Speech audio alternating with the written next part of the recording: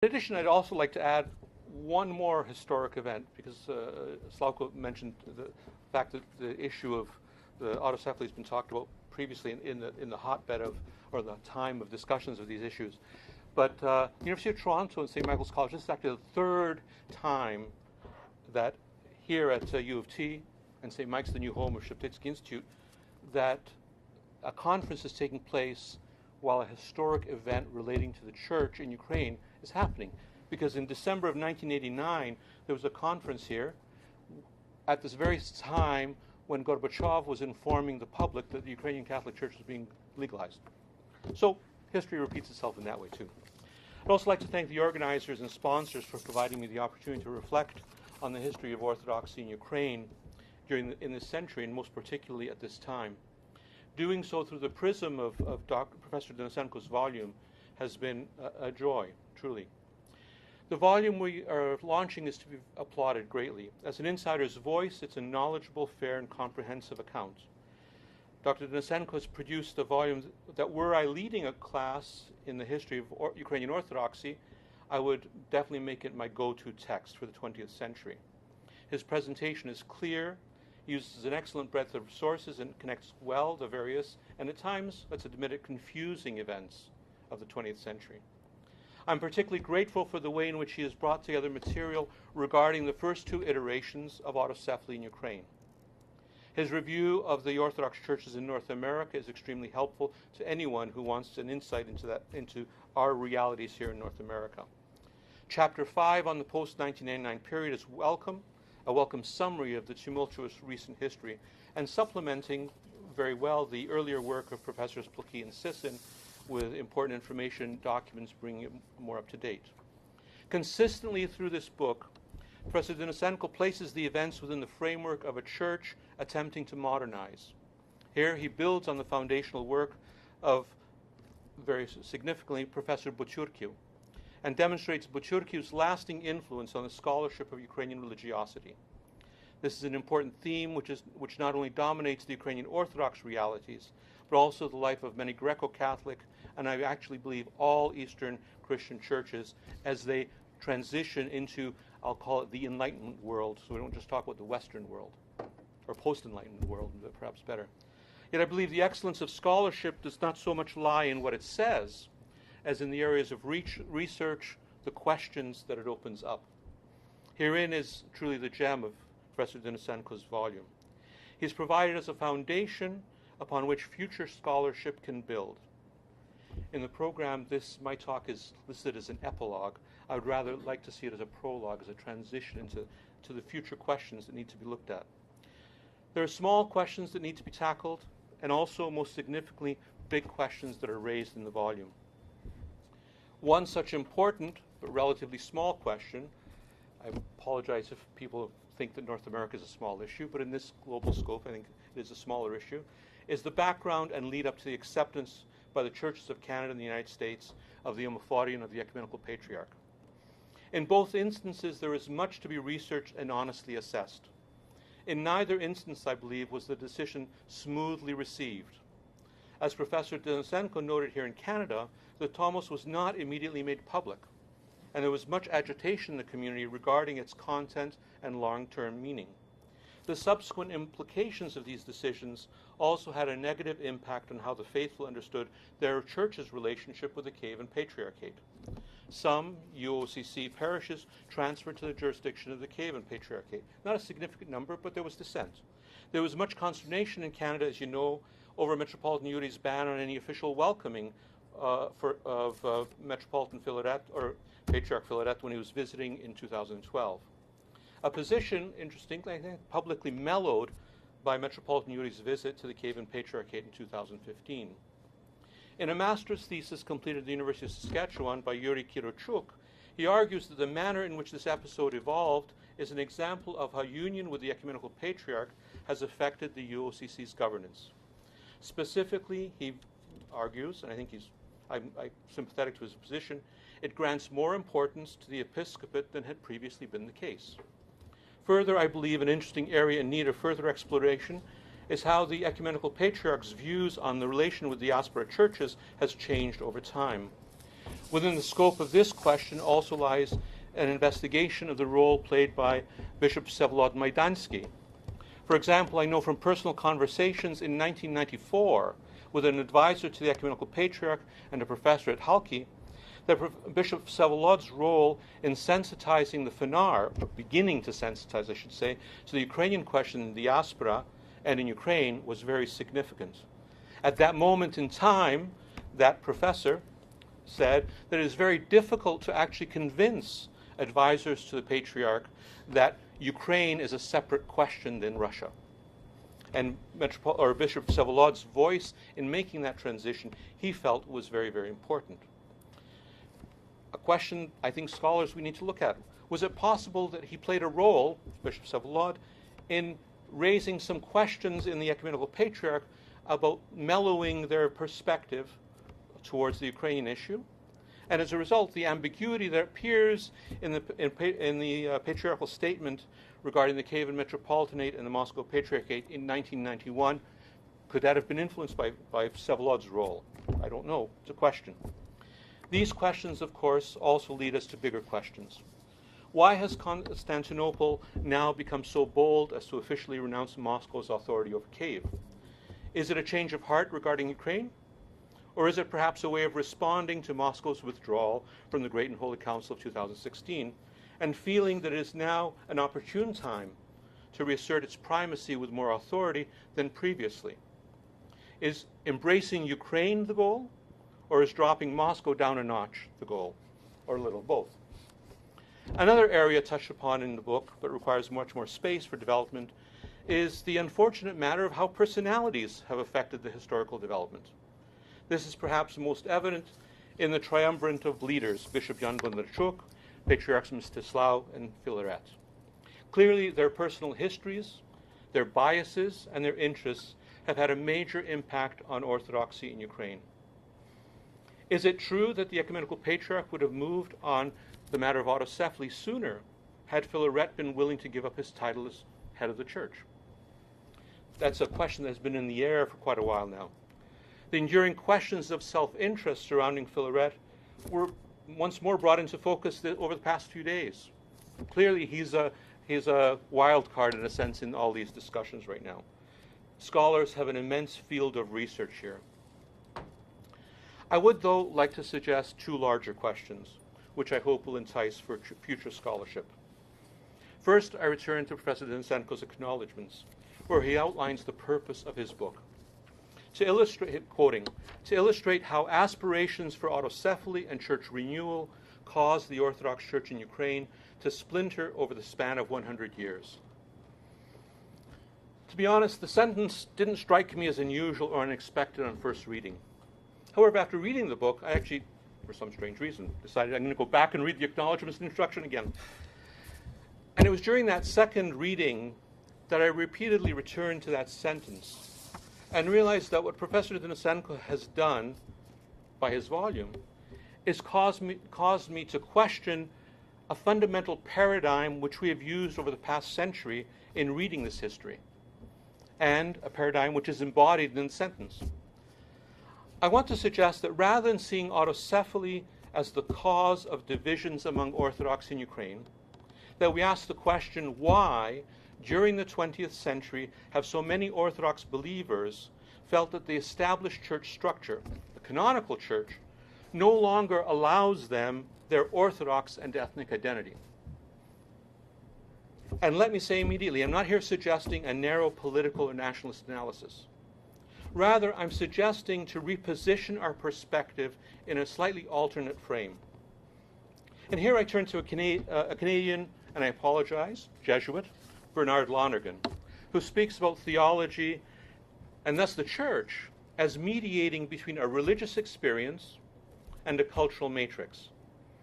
I would offer that the rise of the movement for autocephaly, or even an authentic ecclesial autonomy, is rooted in the canonical Orthodox Church in Ukraine throughout the 20th century.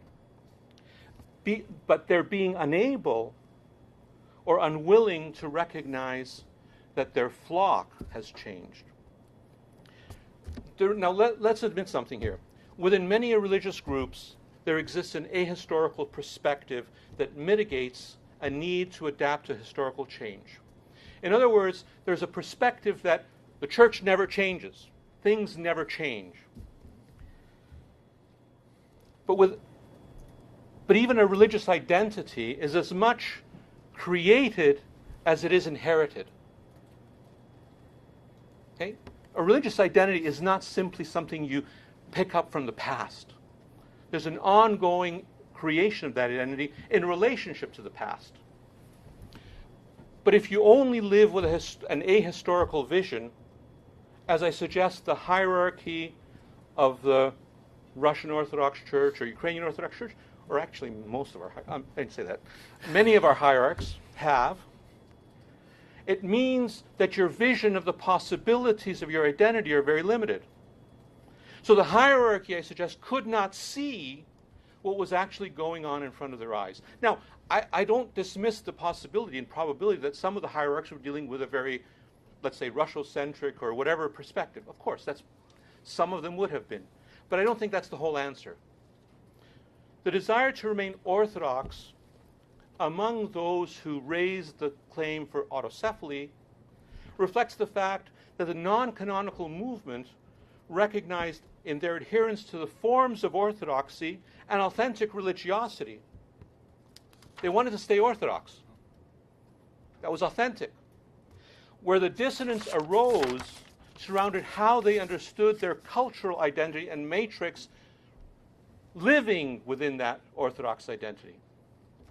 They could not be who they were within the confines of the canonical church at the time, because that canonical church's hierarchy denied their newly formed sense of themselves.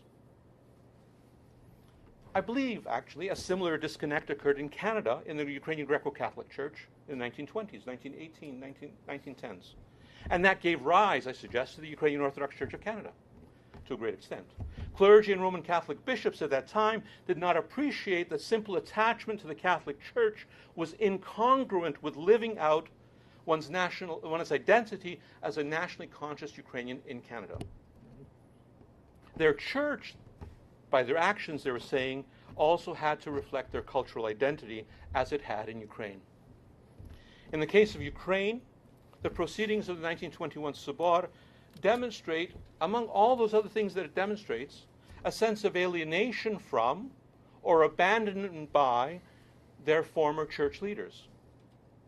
Svobodnopravnost, cloaked in the language of democratization, was a necessary tool because the episcopate did not understand their people anymore.